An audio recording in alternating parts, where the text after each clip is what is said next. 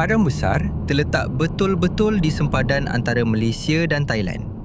Di sebelah Thailand pula, terletaknya Bandar Padang Besar dalam wilayah Songkhla. Hubungan rapat antara kedua-dua kawasan ini menjadikan Padang Besar sebagai pintu masuk penting bagi pergerakan penduduk, pelancong dan perdagangan antara dua negara. Selain terkenal sebagai kawasan sempadan, Padang Besar juga mempunyai peranan besar dalam sistem pengangkutan negara.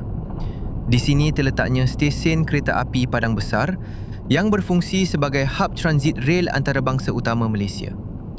Stesen ini menghubungkan perjalanan kereta api antara Malaysia dan Thailand sekaligus menjadi salah satu pintu masuk utama pelancong yang memilih perjalanan darat.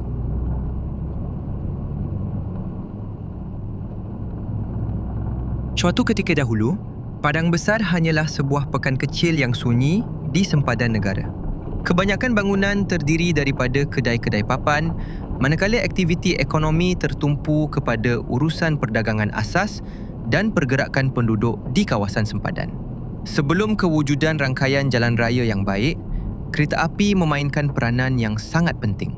Laluan kereta api menjadi antara jalan utama yang menghubungkan kawasan ini dengan wilayah Siam yang kini dikenali sebagai Thailand.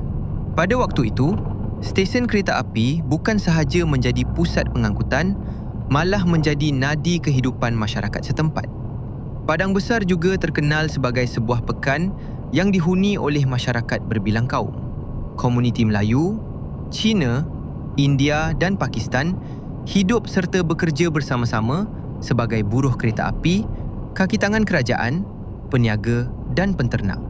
Kepelbagaian ini telah membentuk identiti unik Padang Besar yang masih dapat dilihat sehingga hari ini.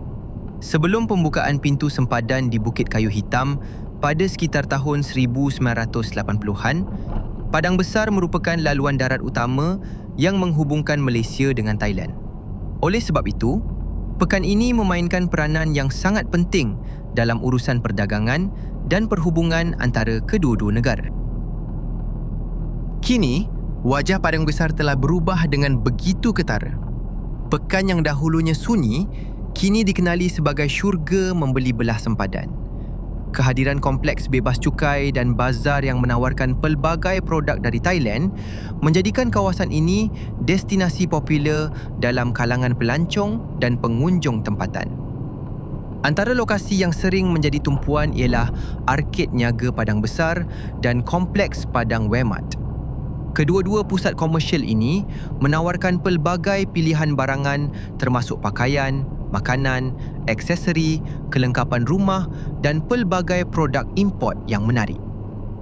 Dalam sektor pengangkutan pula, stesen kereta api Padang Besar terus memainkan peranan penting sebagai hub transit moden.